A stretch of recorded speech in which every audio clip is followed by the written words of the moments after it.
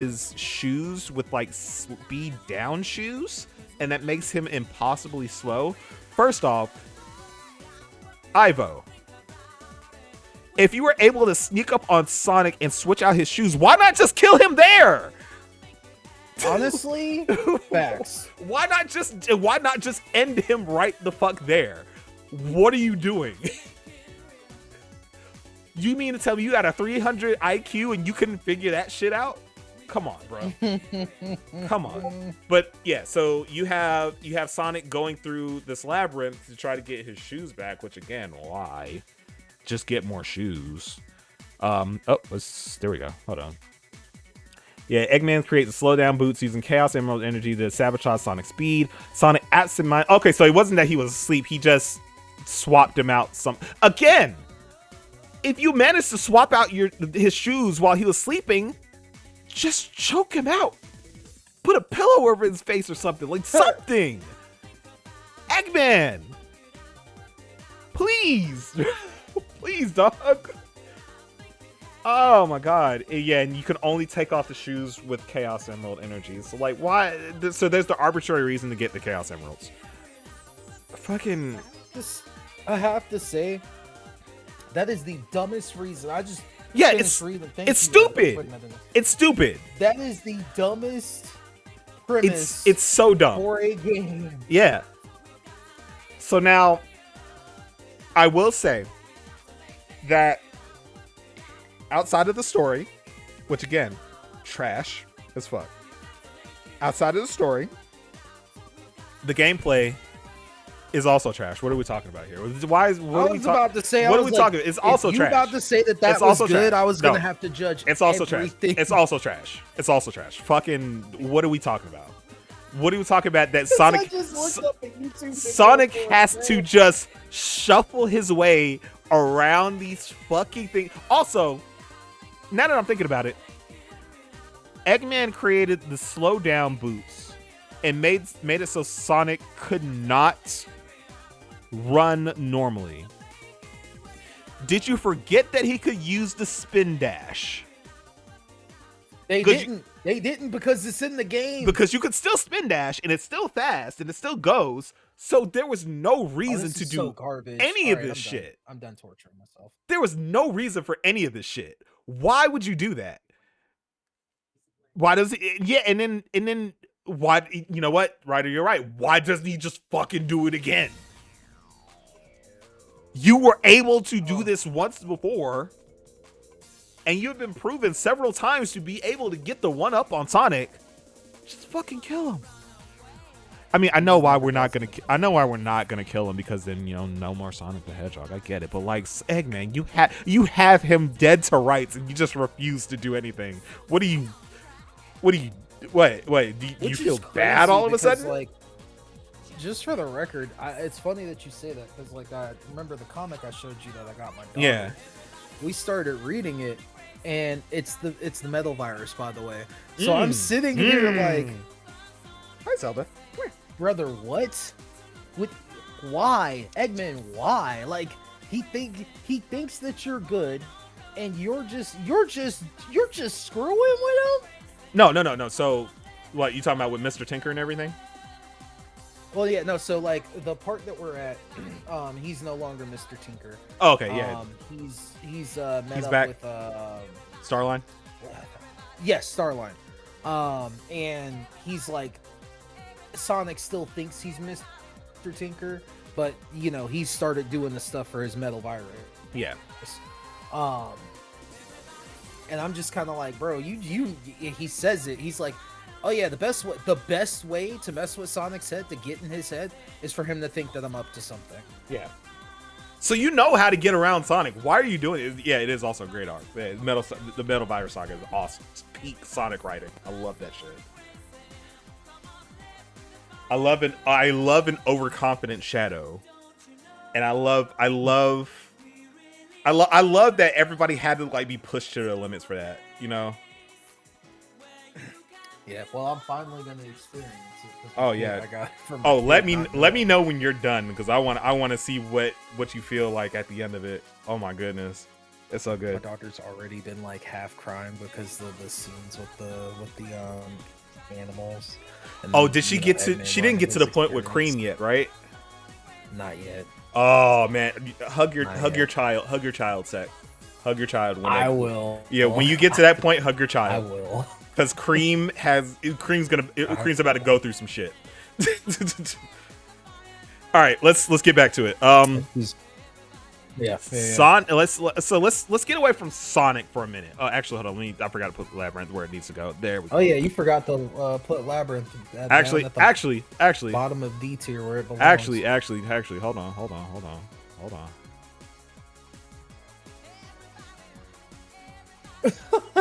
Hero said. Hold up. Dog water.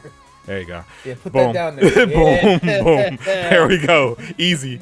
The arc didn't treat Shadow well. That's true, but I also chalk it up to Shadow being way too overconfident in his abilities.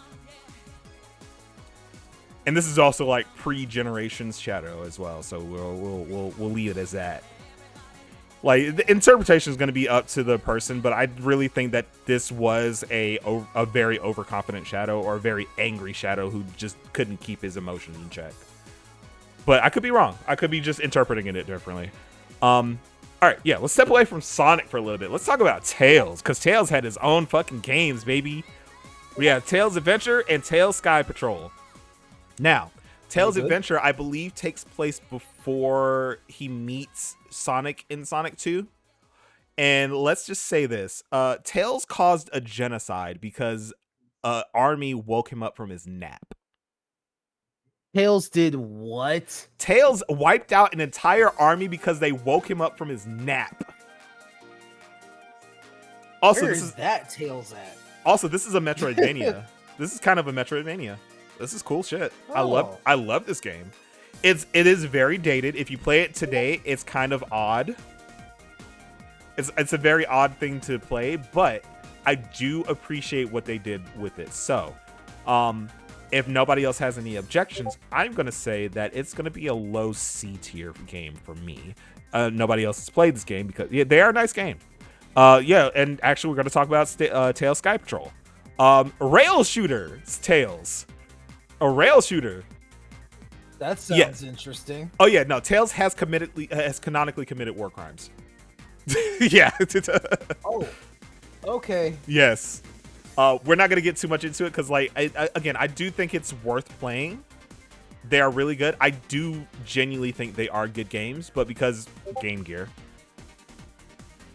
I cannot, as much as I do like them, I can't justify putting them any higher than like low C. But I will say that Tails Adventure is just edges out over Sky Patrol barely. They're both good games in my opinion. Okay. Now let's talk about some interesting shit. Let's talk about Sega Sonic the Hedgehog. The introduction of Ray the Flying Squirrel. I think Knuckles Chaotix came out after this one, actually. So this might have been the first appearance of Mighty as well. At the time, somebody has to correct me on the timeline if I'm getting it wrong. But yeah, this is actually, yeah, this takes place before Sonic and Knuckles, because I believe this takes place after Sonic 1, but before Sonic 2 or Sonic CD, I believe. Basically, Eggman captures Sonic and Mighty and Ray and forces them to go through this Tower of Babel type building, where they have to like get out of this thing to like survive and shit, right? The reason I say that this is cool is this game is completely Mighty started in Chaotix. Okay, so Chaotix came out before Sega Sonic. Is that right? I got let me check. Let me check. Oh, it did? Okay. All right, yeah. So it came out before that. So yeah. But yeah, Eggman managed to capture Mighty, Ray, and Sonic and trap them in this Tower of Babel thing, and they had to like run through it to survive and all that stuff. It's all controlled by a trackball, like a mouse, like, you know how like the little thing in the bottom of a mouse, like the old school mice. Old school mice. Yeah, it's a 3-player co-op escape. That's the other thing too. It's a co-op escape trackball game, and it's hard to emulate it from what I understand. If it was easier to emulate, I would be playing this shit because I really want to play it. But from what I've seen, this shit is cool as fuck. I wish they would do something. I wish they would do something with it. It's so cool. It's such a good concept. But because I haven't actually played it myself, I just only seen like videos and screenshots and stuff. I have to put it in miscellaneous, haven't played. But the concept of it is so goddamn cool that I wish they would do something with it. Please do something with it. All right, that's my rant for that. And actually, we're starting to get away from the 2D game. So let's go ahead and loop back to Sonic Mania real quick. Correction, Sega Sonic came out in 93. Chaotix is 95. My bad. Okay, no problem. But still, it still stands that like it is still a really good game conceptually. I just wish they would do something with it. So until they do that, it's gonna be in miscellaneous. Haven't played, but look up some videos of it. It's so cool. And where? Okay, hold on. I'll check it Mel out. just kind of disappeared on me. I made you play it once before. You wisely stopped playing those kinds of games with me. Shut up. I'm sorry. I had to. My OBS software kind of just got lost in the shuffle. So I'm trying to keep up with chat. Eggman furry foot fetish confirmed. Oh my goodness. All right. Yeah, I married that woman. All right. Let's talk about Sonic Mania Plus. Because I mean we'll just put this in miscellaneous because Mania Plus is just better Mania.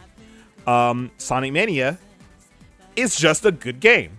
It's such a good game. I would say it's probably like one of the best, if not the best, 2D Sonic game. S tier, easy S tier. And this has nothing to do with the score. Can you tell me what makes it an S tier? Because I have not played Sonic Mania. Oh, easy. First off, the first big thing for me, and this is kind of like, this is part of the grading criteria for me, and I probably should have said this like at the top of this.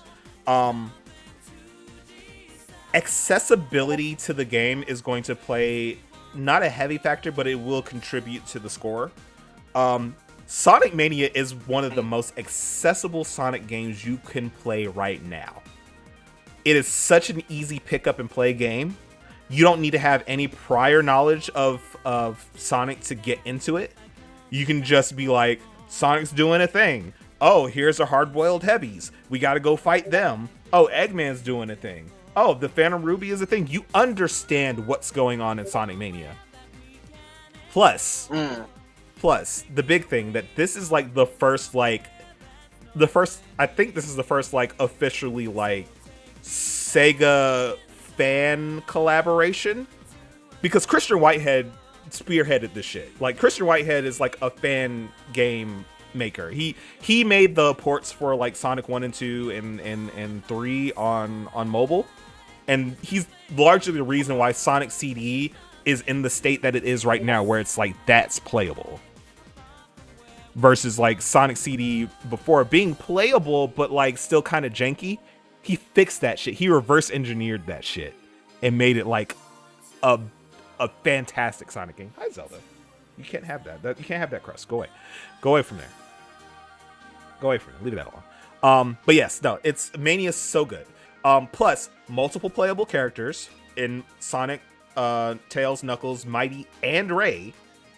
And then of course you have like all of your classic Sonic stages that show up, but there's also really good original stages in there, Press Garden's really good. Mirage Saloon. What the hell? I had a stroke just now.